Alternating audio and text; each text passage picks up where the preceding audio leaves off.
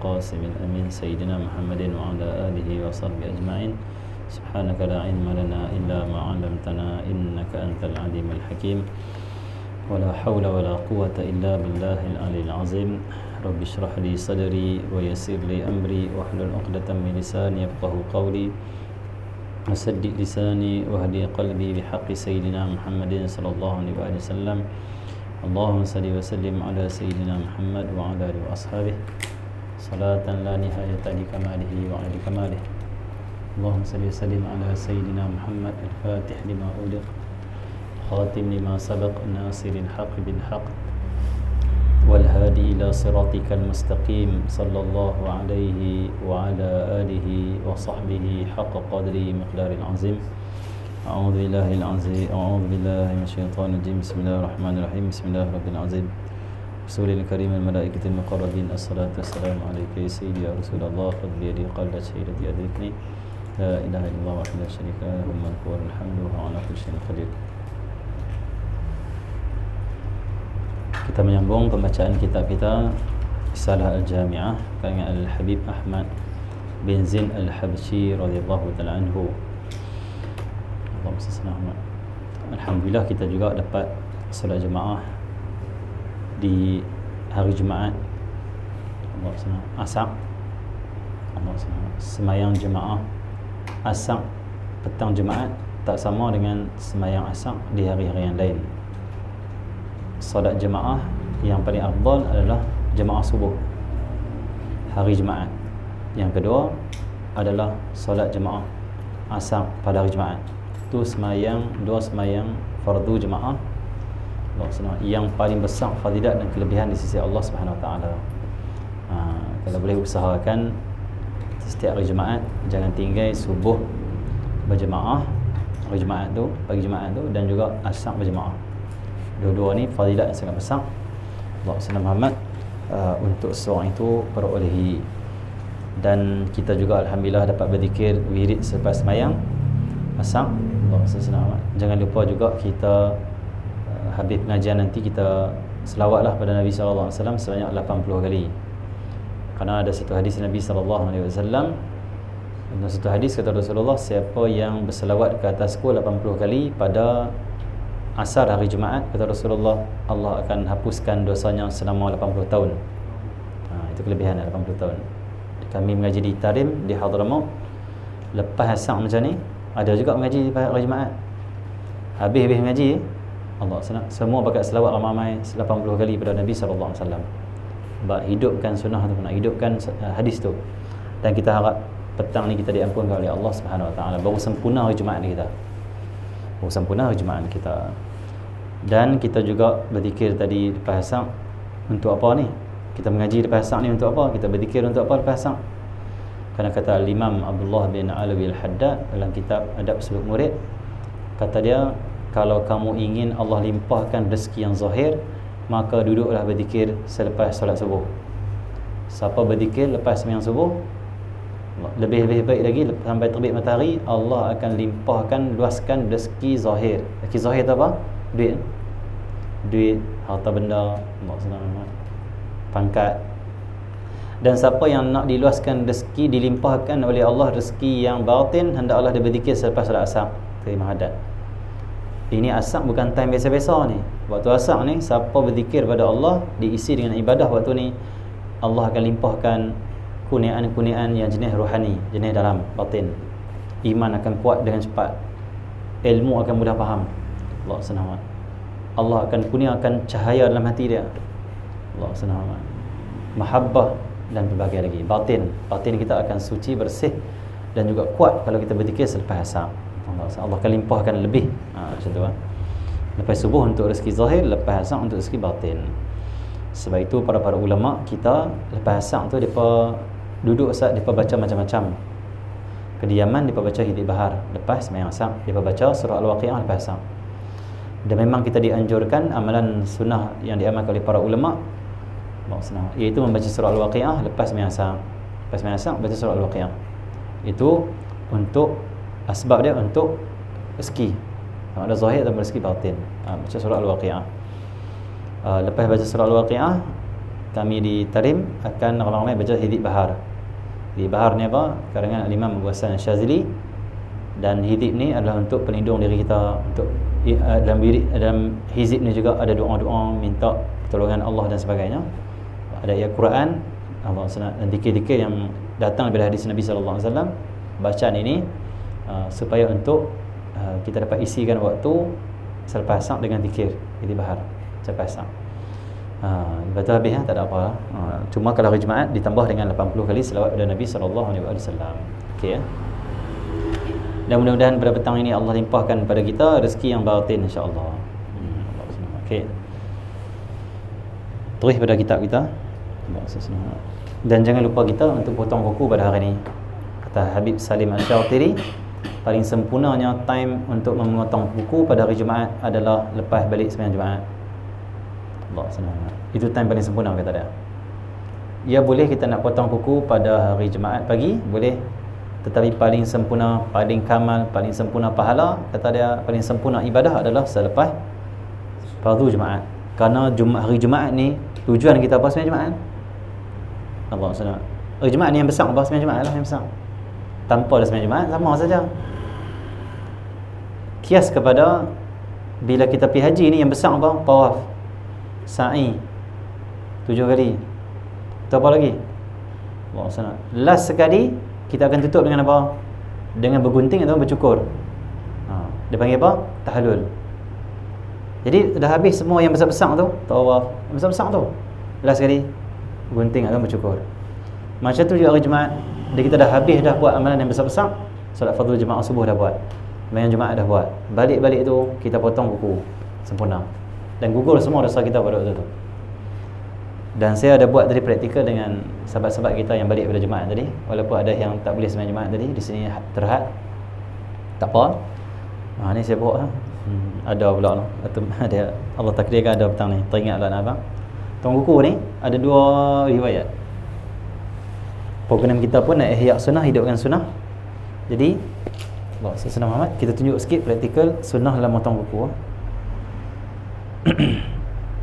Orang perempuan nampak, kena bagi nampak lah semua. Kena berdiri je nak nampak lah. Tak apalah, saya buat tinggi sikit.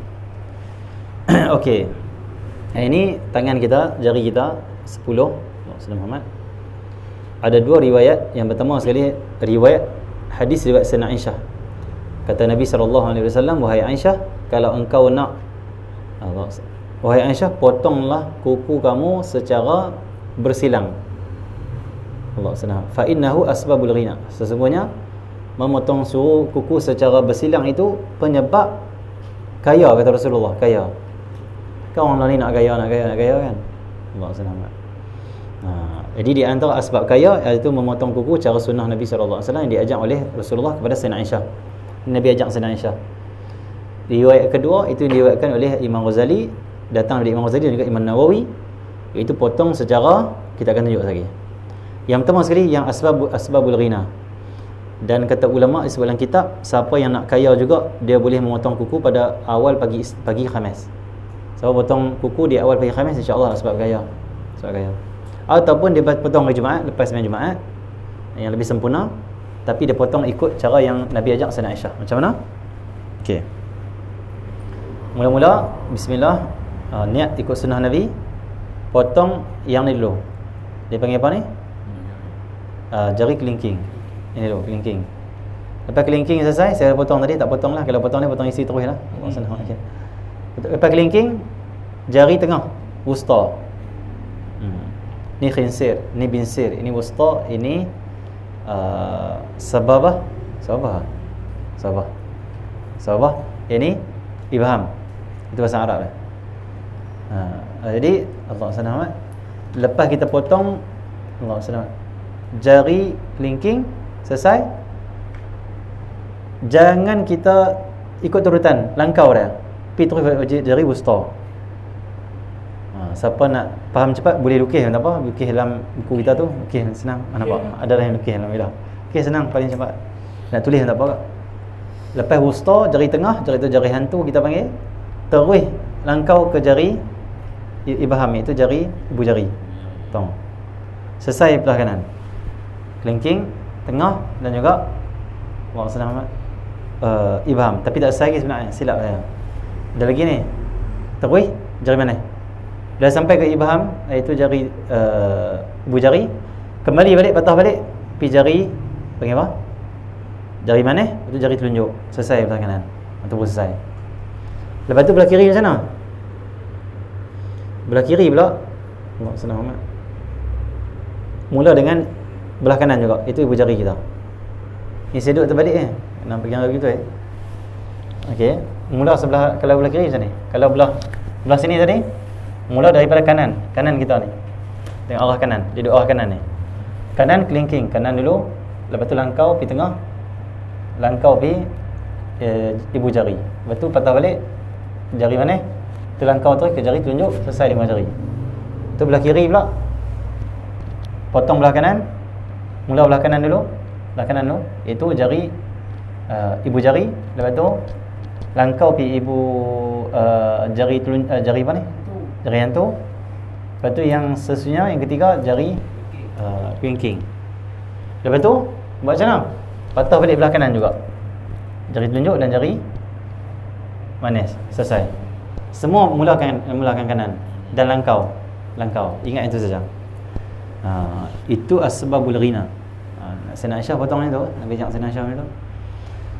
Dan kalau jari kaki, hanyalah kita ambil daripada ujung kelingking kanan ni, terus pergi ke kelingking kiri. Dia tu. Kelingking apa semua sampai sini. Dia straight saja, tak langkau, straight lah. Itu dah cara sunnah untuk memotong kuku pada hari Jumaat. Jadi kalau siapa belum potong, dia boleh potong lagi. Hari Jumaat masih ada lagi. Okey. Sunnah-sunnah pada hari Jumaat yang kita boleh amalkan. Dan boleh juga kalau kita nak amalkan antara amalan-amalan para ulama di hari Jumaat, kalau kita nak amalkan lepas pada sembahyang Jumaat, ni minggu depan lah, ni minggu depan. Lepas sembahyang Jumaat, jangan tinggal 7 kali Al-Fatihah, 7 kali Qul Huwallahu Ahad, 7 kali Qul A'udzu Falaq, 7 kali Qul A'udzu Birabbin Nas. Itu memang ada hadis ada riwayat, ada 2 riwayat. Yang pertama hadis dhaif, yang kedua hadis sahih. Kalau gabungkan pula 2 riwayat ni, lagi kuatlah amalan ni. Amalan khusus pada hari Jumaat itu wirid, bacaan-bacaan selepas solat Jumaat. Bacaan yang 7-7. Allah senang. Lepas habis itu baca subhanallahil azimi wa bihamdih. Subhanallahil azimi wa bihamdih 100 kali. 100 kali. Ni amalan hari Jumaat. Subhanallahil azimi wa bihamdih. Subhanallahil azimi wa bihamdih. Subhanallahil azimi wa bihamdih 100 kali. Lepas tu terus baca 100 kali. Lepas tu berselawat kepada Nabi Muhammad sebanyak 1000 kali sampai asar. Amalan ini kata ulama, siapa yang amalkan macam ni, dia akan melihat Nabi sallallahu alaihi wasallam dalam mimpi dia. Amalan untuk mimpi jumpa Rasulullah sallallahu alaihi wasallam. Tiap-tiap hari Jumaat buat. InsyaAllah sampai ikhlas dia buat semua tiap minggu, insyaAllah jumpa. Allah senang. Senang je nak jumpa Nabi dalam mimpi ni. Payahnya sebab Allah senang. Kita kena perbetul kita ni, perbetul diri kita. Amal betul-betul. Jumpa insya-Allah. Jumpa. Allah senang. Okey. Dan mimpi Rasulullah sallallahu alaihi wasallam itulah akidah Ahlussunnah wal Jamaah, itu benar. Karena Nabi sendiri sebut dalam hadis sahih Bukhari, sahih Muslim pada Nabi kata apa? Man ra'ani fil manam faqad ra'ani. Fa inna syaitan la yatamathalu bi. Kata Rasulullah, hadis sahih Bukhari. Allah Subhanahu barang siapa yang melihat aku dalam mimpinya, sungguh dia melihat aku. Kerana syaitan itu tidak boleh menyerupai aku. Lihat semua. Cuma lihat, kita cam macam Nabi Nabi. Kata ulama, tengok saja dia iman kita yang akan kata ini Nabi. Setengah orang teriak, setengah orang dia terpegun. Ada orang tak teriak tapi terpegun. Ush, lawanya, ish. Hebatnya. Terjaga. Ada orang dia tak terpegun tu tak mai, tapi dia mai lembut hati Rasulullah. Teriak. Bangun-bangun, ada lagi yang mata dan sebagainya. Apalah. Bila mimpi Nabi tak penting, yang penting kita buat usaha amal-amalan yang boleh mendekatkan diri kita pada Allah dan juga mencari Allah SWT kelebihan ataupun syafaat ataupun mendekati Rasulullah SAW. Okay. Dekat dengan Allah ni dapat ridha Allah lah. Dekat dengan Rasulullah maksudnya dapat ridha Rasulullah. Sebab di akhirat ni, di dunia ni kena dapat ridha Allah, ridha Rasul. Lepas tu ridha kedua ya Pak. Dapat ridha tu. Tak apa, hidup selamat insya-Allah. Okey ya. Lepas tu habis 1000 kali selawat pada Nabi, Ada satu lagi amalan lepas sembahyang Jumaat, iaitu membaca Allahumma aghnini bihalalika an haramika bifadlika amman siwak 70 kali. Esok dalam kitab Lumatul Aurat, siapa baca 70 kali lepas sembahyang Jumaat, Allahumma aghnini bihalalika an haramika bifadlika amman siwak, maka Allah akan sebelum datang minggu depan, sebelum datang Jumaat depan, dia telah dikayakan oleh Allah. Kaya juga. Hari Jumaat ni hari pembuka pintu nikmat. Sebab tu amalan-amalan untuk kaya tu dia ada hari Jumaat. Okey, Allah Subhanahu. Okey. Dan kita buatlah semata-mata cari ridha Allah lah. Tu fadilat dia. Buat kerana fadilat boleh, tapi peringkat permulaan. Tapi kalau kita betul-betul nak berjalan pada Allah, kita cerita fadilat boleh, tetapi Allah Subhanahu, tujuan kita bukan fadilat, tujuan kita Allah. Dan kita Allah. InsyaAllah kalau kita buat kerana Allah yang dia bagi, insyaAllah dia bagi. Cuma kita tak buat, tu kita heran nampak tak dapat, tak buat. Buat 2 minggu tinggal. Kena buat sampai mati amalan. Buat sampai mati. Lagi tak mati, lagi itulah jalan zikir kita, selawat kita, amalan kita jalan. Selagi tak mati ni ngaji. Kalau boleh hari mati pun nak ngaji juga. Jangan tunggu kita kata. Tapi tak boleh lah ngaji tu. Tapi kalau boleh nak ngaji juga. Tak boleh lah. Habis lah mati dekat tu. Allah senang. Okey mengaji sampai mati. Okey. Jangan tunggu mati baru nak ngaji. Ngaji sampai mati, bukan tunggu nak ngaji. Bukan tunggu mati baru nak ngaji. Allah senang. Okey. Allah senang amat. Okey, terus kitab kita. Baca 70 kali Allahumma aghnini bifadlika amman siwak wa bihalalika an haramik. Allahumma aghnini bifadlika amman siwak wa bihalalika an haramik.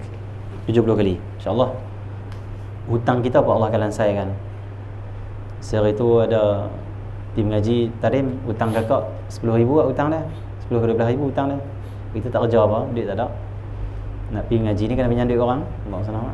Pinjam duit kakak 10,000, beli tiket apa semua pergi ngaji. Allah senang. Balik-balik duk pening macam mana nak bayar duit dia ni. Cari duit mana kan sampai 12,000. Tapi kita amal lah ulama bagi. Contoh tu saya amal Allahumma aghni 70 kali. Setiap hari saya buat, setiap Jumaat saya buat, tak tinggal. Tu doa, ya Allah lansaikanlah hutang aku tak mampu, ya Allah tak boleh nak bayar.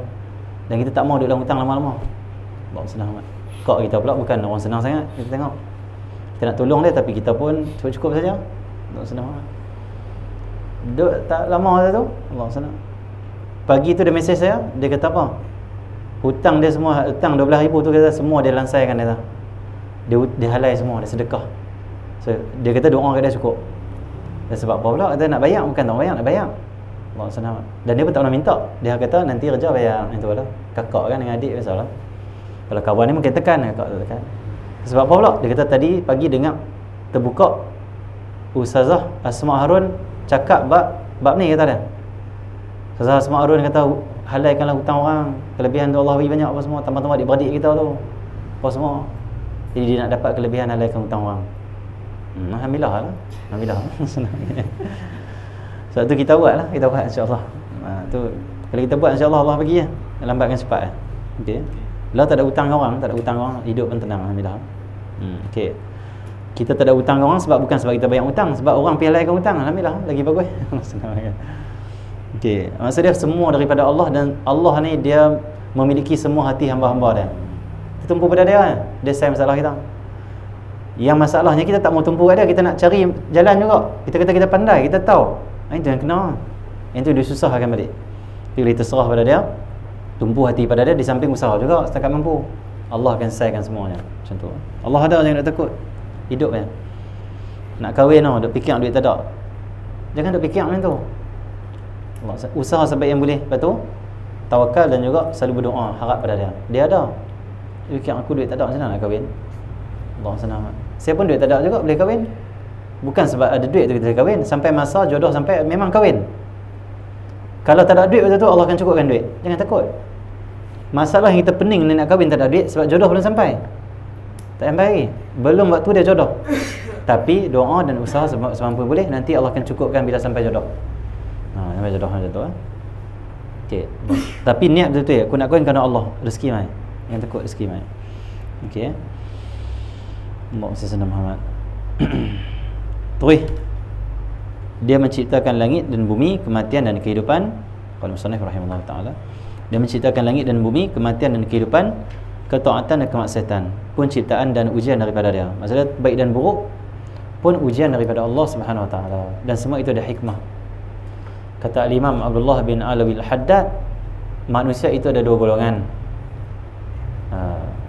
Yang pertama, golongan yang duduk dairatul rahmah. Di dunia ini ada dairatain, ada dua daerah, kata Imam Haddad. Daerah pertama dairatul rahmah. Itu yang kita hikam Imam Haddad. Hikam pertama sekali dia bahas waktu. Yang kedua, golongan manusia yang disebut duduk dalam kumpulan dairatul hikmah. Dairatul hikmah. Dunia ni ada dua kumpulannya. Yang pertama, kumpulan yang duduk dalam Allah SWT, dairatul rahmah, daerah rahmah. Kumpulan kedua duduk dalam golongan dairatul hikmah. Yang pertama rahmah, yang kedua hikmah. Apa maksud golongan pertama ni? Golongan yang duduk dalam keadaan atau duduk dalam dairah rahmah, iaitu mereka yang Allah Subhanahu Wa Taala cipta mereka dan Allah nak masukkan mereka dalam syurga. Maka hidup mereka itu mudah saja taat. Kenapa? Memang Allah nak masukkan dia ke dalam syurga, Allah mudahkan dia taat. Allah mudahkan dia untuk tinggal maksiat dan pergi mengaji, beramal, jumpa pula ulama salihin untuk bimbing dia. Inilah orang yang duduk dalam dairatul rahmah. Allah masuk golongkan mereka dalam dairah, iaitu keadaan, satu tempat, satu kumpulan yang mereka itu dilimpahkan rahmat. Taat saja hidup mereka. Kalaupun mereka maksiat, mereka akan balik cepat pada Allah. Itu orang yang duduk dalam rahmat Allah. Golongan kedua dipanggil duduk dalam keadaan dairatul hikmah. Daerah hikmah. Apa itu daerah hikmah? Iaitu mereka yang duduk dalam keadaan maksiat dan juga tidak taat kepada Allah. Maksiat. Imam Haddad menamakan orang yang taat itu dalam daerah rahmah, orang yang maksiat dalam dairatul hikmah. Itu hikmah Imam Haddad. Apa maksudnya ni?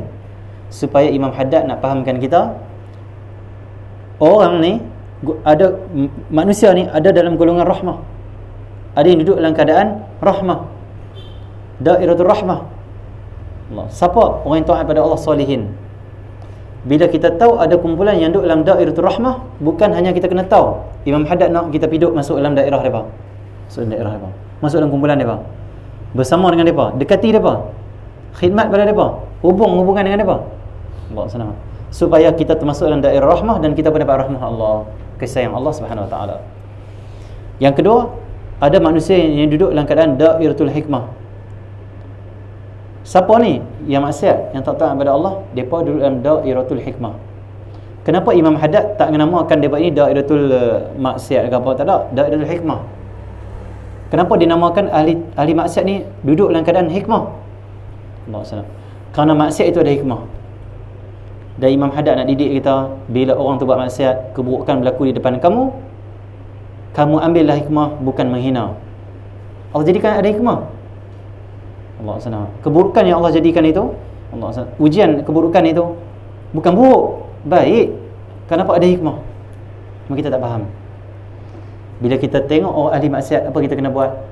Allah SWT, ambil hikmah. Apa itu ambil hikmah? Ambil pengajaran. Ya Allah, jangan kau jadikan aku macam dia ni. Macam tu. Bukan hina. Minta lindung pada Allah, jangan jadi macam tu.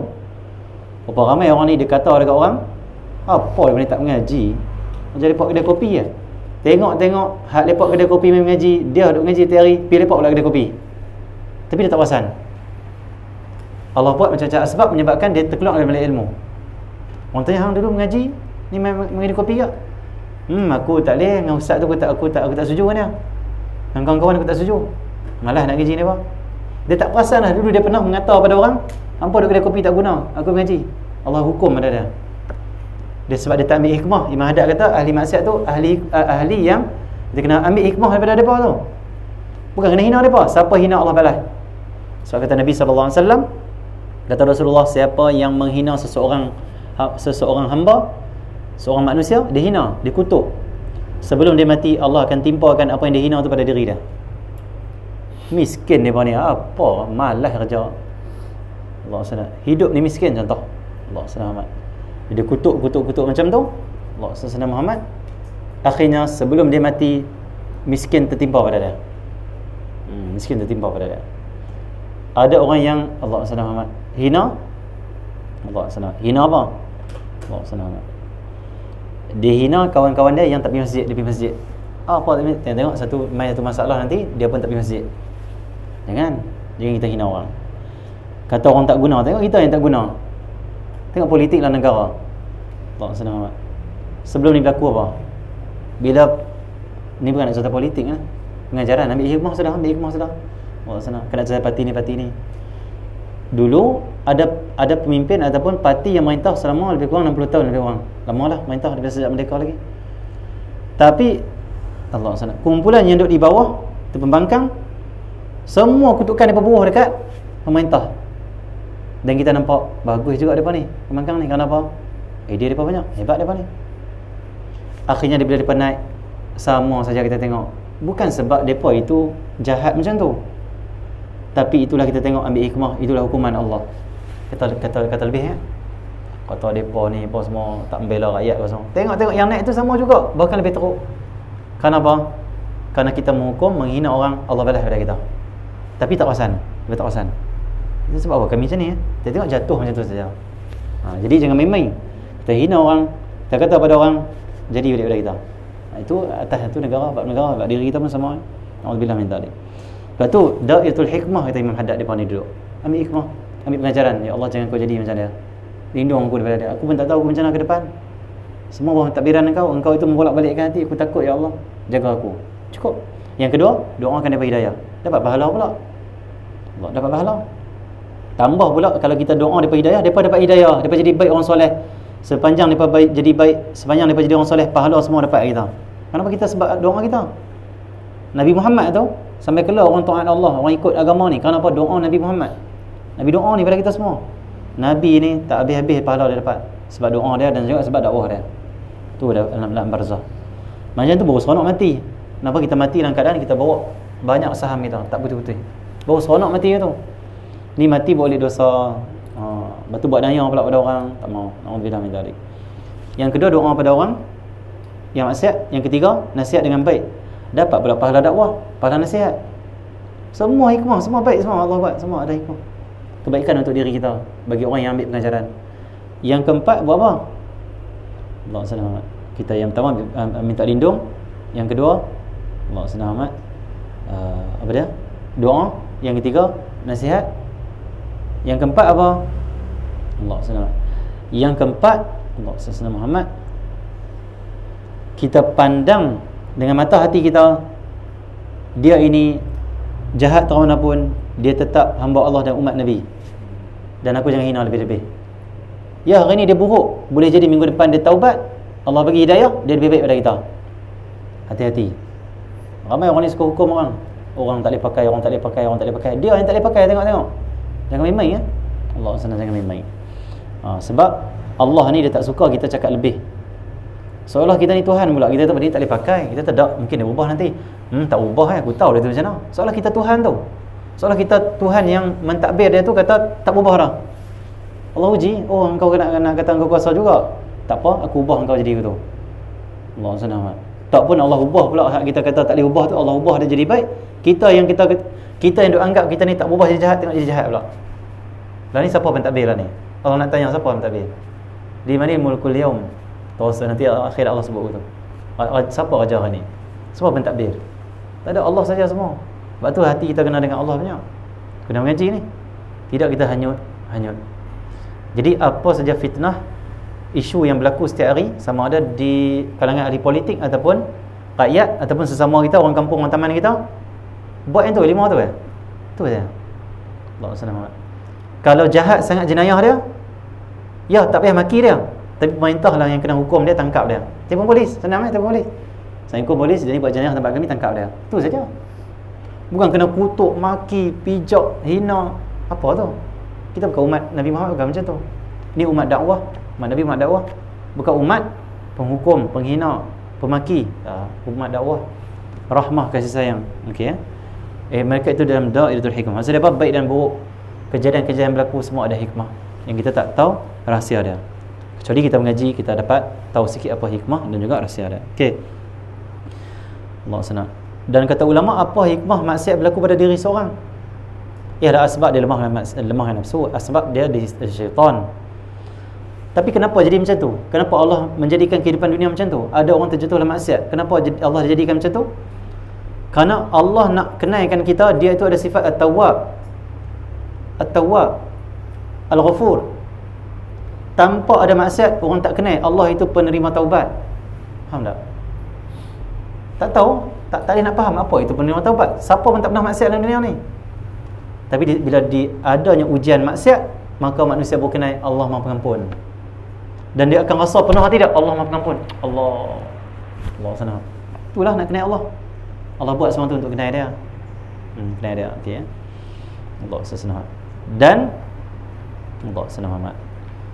Maksiat yang berlaku atas diri kita tu satu ujian. Allah nak tengok taubat ataupun tak. Kalau taubat, dia tukar dosa jadi pahala.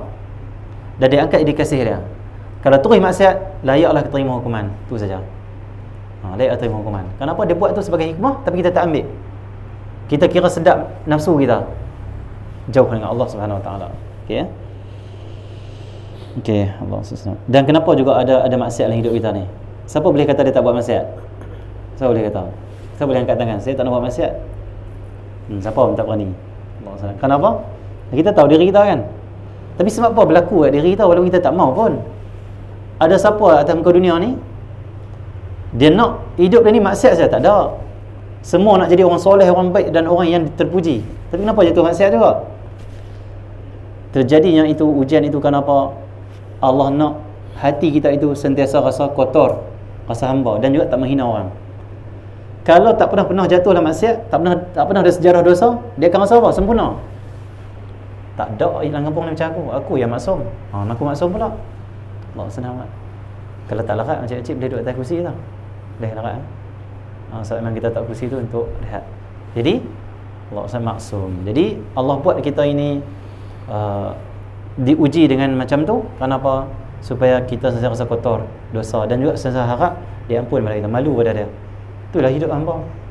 Allah sangat. Tapi jangan sengaja buat maksiat.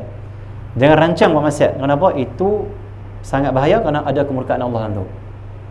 Kalau terjatuh pun cepat-cepat balik pada dia. Itu saja yang kita mampu buat. Dan jangan rasa kita baik, rasa kita hina. Dan jangan pula taubat sebab nak orang kata kita baik. Taubat yang bukan benar yang tu. Taubat yang salah. Ada orang maksiat dia rasa gelisah, dia rasa kotor. Akhirnya dia taubat. Sebab apa? Sebab dia kata, kawan aku pandang aku tak baik lah. Ustaz pandang aku berdosa lah. Aku taubat lah sebab apa? Yang pandang aku baik ya. Kalau aku maksiat, orang pandang aku buruk. Dia taubat sebab nak orang kata dia baik. Tak taubat lagi sebenarnya. Salah taubatnya tu. Taubat semata sidiq, benar, nak cari redha Allah dan nak balik pada Allah. Taubat minta ampun betul. Orang kata kita baik ke orang kita tak baik, itu bukan urusan kita. Urusan kita cari redha Allah. Itu baru taubat benar. Ya. Okey, Allah Subhanahu. Terus dia menciptakan alam semesta dan segala perbuatannya. Semua pada mentadbir. Selagi nak hujan ke tak? Urusan Allah bukan urusan kita. Dia takbir semua. Bukan sebab awan tu pi tarik wap. Kita mengaji sains tu. Awan dia ada proses untuk terjadinya hujan. Dia akan tarik wap di muka bumi ini, khususnya wap daripada laut, naik ayak jadi ayak, akhirnya berhimpun jadi ayak. Dia dah berat, akhirnya dia hujan. Itu secara asbab. Hakikat dia apa? Yang menurunkan hujan Allah. Dan yang bertugas, malaikat bertugas untuk turunkan hujan adalah nama dia Mikail. Mikail tugas dia turunkan hujan. Allah perintahkan Mikail, wahai Mikail, turunkan hujan di Tuan Gayat sebanyak berapa galen contoh. Dia akan turunkan, dia akan urus awan-awan tu turun cukup-cukup yang Allah nak. Itu tugas malaikat. Hujan yang turun atas muka bumi ni semua atas sukatan yang Allah kehendaki. Yang Allah kehendaki. Dan hujan yang Allah turunkan semua memang sesuai untuk tempat tu. Untuk keamanan dan juga kesuburan tempat tu. Tapi sebab apa ada tempat-tempat yang hujan turun jadi banjir? Kata ulama bukan sebab sukatan salah, tapi disebabkan tangan-tangan manusia rosakkan bumi Allah. Bila cabut banyak pokok apa semua, bangunan apa semua, akhirnya tidak ada pokok untuk menyerap air. Tanah pun tak kuat. Akhirnya bila hujan turun banyak tu juga yang Allah telah atam. Bila turun akhirnya bumi tak dapat nak menampung, tanah tak dapat nak menampung, akhirnya banjir. Itulah hakikat firman Allah. Allah kata apa? Terzahirnya kerosakan di langit dan di laut dan juga di bumi, di dataran dengan tangan-tangan manusia. Manusia asbab. Hakikat semua daripada Allah juga. Tapi nak abang apa punca dia tu? Asbab nak ada asbab. Hakikat Allah semualah asbab dia. Tapi hujan yang turun ni jangan duk kata, "Loh, hujan banyak sangat ni sebab tu jadi banjir." Dah. Sebab kita ni banyak buat pembangunan dan kita je banyak korek. Maksud dia teroka. Tu sebab jangan salahkan hujan. Hujan tak akan salah. Kenapa? Hujan ni dia ikut ketetapan yang Allah nak. Allah selamat. Tetapi bumi ni kita boleh atok. Awan kita tak boleh atok. Memang semata-mata Allah saja, tak ada asbab dah. Tak boleh dah kita nak atok awan turun macam mana hujan, tak boleh. Memang aturan Allah. Allah selamat. Tetapi Allah selamat, kita boleh atok bumi kita ni untuk menampung hujan. Maksudnya manusia ni khalifah. Tetapi khalifah ni dia pergi buat sebaliknya. Dia cabut-cabut semua. Akhirnya hujan yang Allah tetapkan sesuai untuk manusia, untuk bumi, jadi musibah pula. Kenapa? Tangan manusia sebab dia. Macam tu. Okey. Tapi semua ada hikmah. Banjir pun daripada Allah juga. Hari boleh cabutnya atas hidayah Allah juga. Semua ada hikmah, Cumanya asbab manusia. Tangan manusia. Okey. Dia menetapkan rezeki dan ajal. Rezeki dan ajal pun daripada Allah. Allah SWT. Sagi pukul 5, contoh sagi pukul 10 kita mati malam ni. Mati. Allah tetap. Okey. Rezeki pun dia tetap lah. Dan tidak akan ada satu kejadian pun yang berlangsung kecuali dengan qada dan qadar dan iradahnya. Apa maksud qada? Apa yang telah ditulis di Lauhil Mahfuz sebelum kita diciptakan oleh Allah, itu qada. Sebelum kita diciptakan ni, Lauhil Mahfuz, qalam tu Allah perintah, dia tulis dah apa takdir akan berlaku. Allah buat nak buat ni, nak buat ni. Tulis semua siap. Allah SWT. Dia panggil qada. Qadar tu apa? Sampai masa berlaku waktu tu. Contoh Allah dah tulis dah ni. Allah dah takdirkan dah ni kita ni. Dah tetap dah. Kita main mengaji di sini petang ni. Sebelum kita diciptakan dah tulis dah. Yang tu panggil qada. Bila kita diciptakan sampai pada hari berlaku dah ni, dia panggil qadar. Lah kita tengah menerima qadar daripada Allah. Qadar. Allah takdirkan kita. Qadar lah ni, qadar lah. Qada dulu. Dan esok nak berlaku apa? Masih lagi dalam qada Allah. Qadar tak berlaku lagi. Esok baru kita hadapi. Esok makan silmak. Tulis dah esok makan silmak. Tengok esok kita makan silmak. Yang tengah berlaku tu lah dia panggil qadar. Iradah. Senang faham? Itu iradah. Iradah Allah, keinginan Allah, Allah dah tulis semua. Ada yang berlaku ni panggil qudrah Allah. Bila kuasa Allah Subhanahu Wa Taala, Allah izinkan, Allah buat. Okey ya.